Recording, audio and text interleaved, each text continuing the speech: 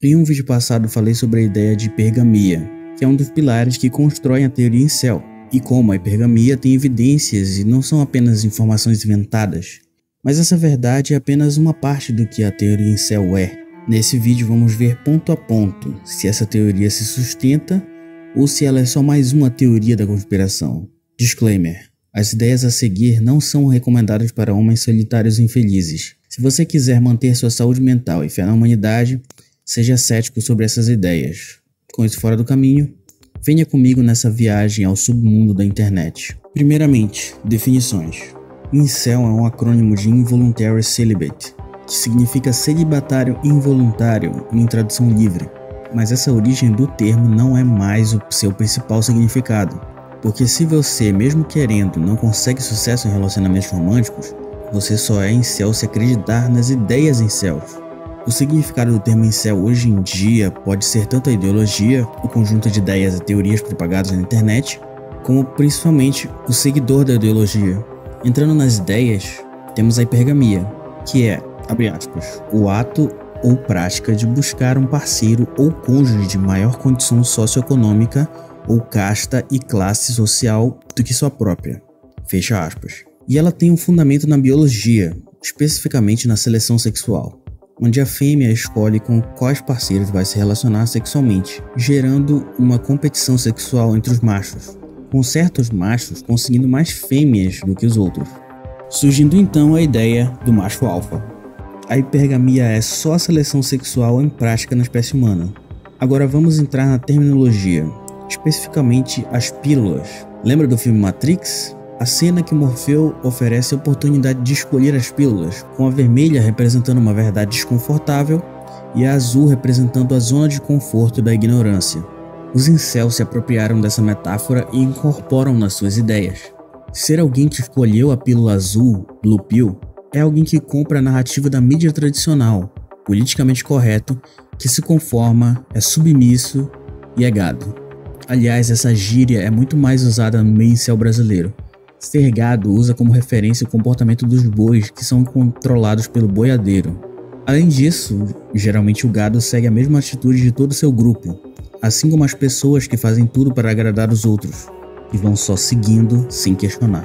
Já quem escolheu a pílula vermelha, Red Pill, é quem aceita a verdade desconfortável, que no caso os incels dizem que é, abre aspas, definido como reconhecer que a maioria dos machos são vistos como descartáveis. A sociedade moderna é inerentemente ginocêntrica, que as mulheres são sexualmente hipergâmicas, que também geralmente são altamente dissimuladas com os homens. Me acompanhe que vamos verificar essa frase Red Pill parte por parte. Primeiramente, o que é o ginocentrismo? De acordo com a Wikipedia e não os incels, é a prática consciente ou não de colocar seres humanos femininos ou um ponto de vista feminino como central da visão de mundo pessoal.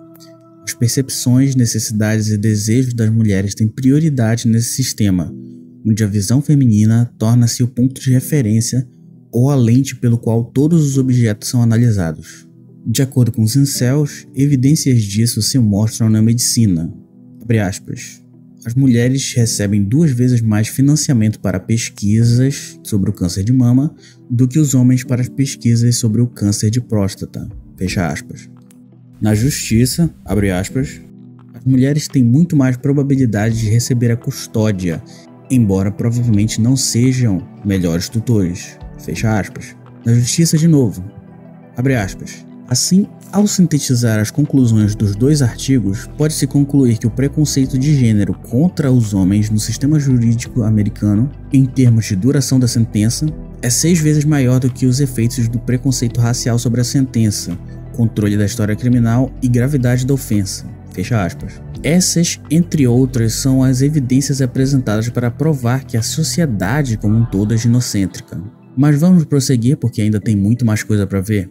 Voltando à frase Red Pill, sobre a parte dos machos serem descartáveis, temos o argumento incel em detalhes. Abre aspas. O privilégio feminino pode ser entendido como uma construção evolutiva formada por restrições reprodutivas que limitam a capacidade reprodutiva feminina e deixam a capacidade reprodutiva masculina ilimitada. Como consequência dessas restrições, para a sobrevivência e expansão de uma tribo de humanos, por um lado, a vida de um único homem é quase inútil, enquanto a vida de uma mulher não pode ser compensada e, portanto, é altamente valorizada. Fecha aspas.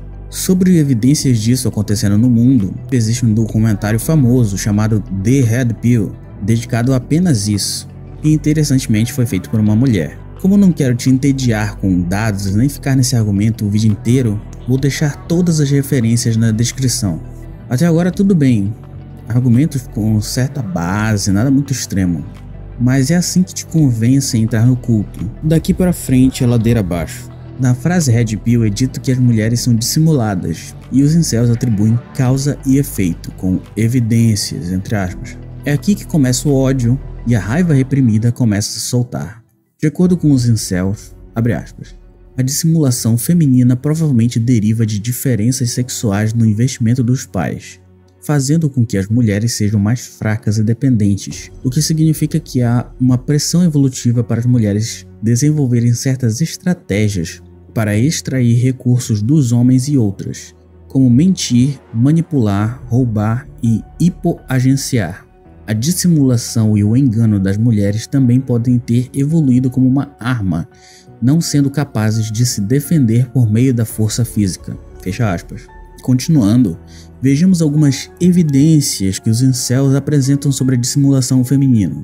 Fazer beicinho e chorar. Em um estudo, as mulheres relataram usar o choro com mais frequência como um meio de manipular o parceiro para fazer algo por elas. Transtorno de personalidade histriônica. Esse transtorno é cerca de 8 vezes mais comum em mulheres. Histriônico significa excessivamente teatral ou dramático em caráter ou estilo, que aponta para um modo de comunicação emocionalmente carregado, irracional e manipulador. Refeições gratuitas. De 23 a 33% das mulheres saíram em encontros apenas para obter uma refeição gratuita. Parceiros reserva. Mulheres frequentemente cultivam parceiros reserva em seu círculo social para que possam facilmente se envolver se o seu relacionamento atual desmoronar. Enfim, já começou a notar o padrão? Uma generalização apressada que desumaniza as mulheres, colocando toda a culpa dos problemas das relações humanas nelas, e por consequência colocando a culpa de todos os problemas da sociedade em cima delas. Mas vamos continuar. Ao deparar com essas informações, alguns incels mais deprimidos se tornam Black Pill, a pílula preta. A Black Pill é, abre aspas, uma versão pessimista, nihilista ou derrotista da Red Pill, onde se aceita o destino que a natureza deu a eles e se resigna ao fato de que o mundo é naturalmente injusto e sempre permanecerá assim. Informados por experiências de Shad Phishing e dados de romance online, muitos, mas não todos os Black Pillers, presumem que a aparência é o fator mais importante no romance moderno. Certo, mas o que é o Shad Phishing? Bem, o termo é uma junção de outros dois termos, Shad e Catfishing. Catfishing, você deve saber, é o ato de criar uma conta falsa online para enganar alguém. Mas o que é o Shad? De acordo com os incels, abre aspas, um Shad é um homem que pode despertar a atenção sexual feminina positiva quase universal à vontade. Fecha aspas. Mas na realidade esse conceito dele é mais uma racionalização de um meme. Existe até uma versão científica, entre aspas, da Black Pill. E como os próprios Black Pillers dizem que a aparência é tudo, vamos ver 28 fatos sobre a aparência, de acordo com os incels. Primeiro, a beleza é objetiva e mensurável no cérebro. Segundo, as pessoas concordam amplamente sobre quem é bonito ou não, e isso afeta todos os aspectos da vida. Terceiro, demora menos de 1 segundo para as pessoas julgarem com precisão a beleza. Quarto, os bebês podem facilmente diferenciar entre rostos atraentes e não atraentes. Quinto, os pais tratam crianças atraentes melhor do que crianças feias. Sexto, a atratividade física na adolescência prediz melhor status socioeconômico na idade adulta. Sétimo, indivíduos fisicamente atraentes são mais propensos a acreditar em um mundo justo. Oitavo, pessoas atraentes são percebidas de maneira muito mais positiva do que realmente são. Nono, homens atraentes são percebidos como engraçados, mesmo quando na verdade não são.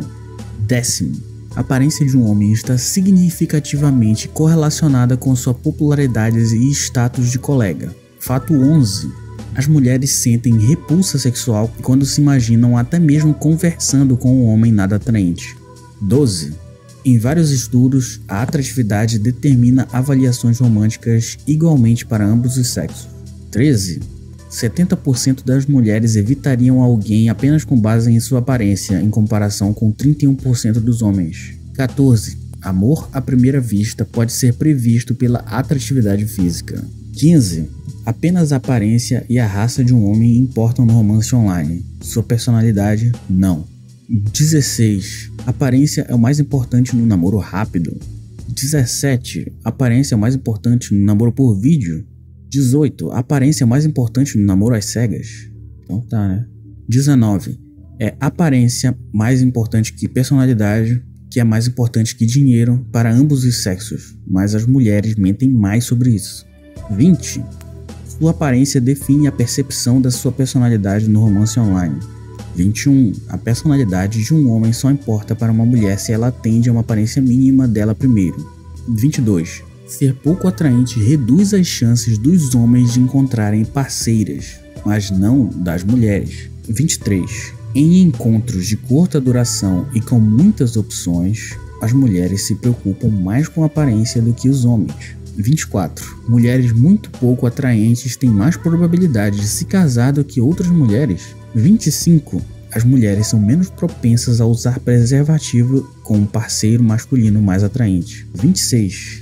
A masculinidade e a atratividade física de um homem prevêem a chance de uma mulher ter orgasmo. 27. A atratividade física de um homem por outras mulheres prevê a chance de sua parceira ter orgasmo. Cara, tira essa porra do... 28. A diferença de atratividade em um casal prevê quanto tempo eles esperam antes de se envolverem em sexo. Finalmente essa lista acabou. Por último, vamos analisar o perfil psicológico de alguns tipos de incels, baseado em os 5 estágios do luto de Kübler-Ross. Não sei se eu pronunciei certo, mas vamos lá. A maioria das pessoas, incluindo rapazes e homens, são ensinados desde a infância que há alguém para todos lá fora, que eles são especiais e únicos e que só precisam ser eles mesmos para que alguém se sinta atraído por eles. Que ser bem-humorado, prestativo e solidário e comportar-se como um cavalheiro seria apreciado e retornado, permitindo viver uma vida conjugal feliz. Obviamente, a essa altura, todos nós já aprendemos que não funciona assim. E quando uma pessoa começa gradualmente a perceber que talvez, apenas talvez, que tudo que lhe foi dito até esse ponto não é verdade, pode ter que passar sua vida miserável e sozinha até morrer, há uma série de maneiras pelos quais se poderia reagir a isso, às vezes passando passo a passo por algumas, ou mesmo por todas elas. Primeiro estágio, negação. A negação é muitas vezes a primeira forma de reagir. Sejamos francos, geralmente você não quer admitir que é de forma alguma deficiente, inferior à maioria. E claro, você não quer pensar que essencialmente você foi enganado por todos, incluindo as pessoas que você confiava intimamente, como seus pais e associados mais próximos.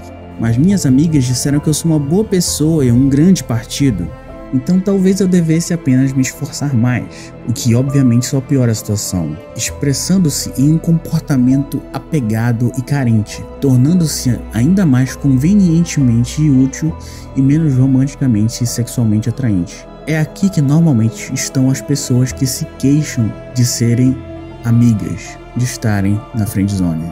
Segundo estágio, raiva. Porém, após um número repetido de fracassos, essas pessoas começam a sentir raiva.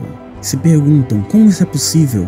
E disseram que eles são ótimos e tinham a certeza de que são tão bons quanto pessoas casadas. Então por que isso não está acontecendo? Foi tudo uma mentira?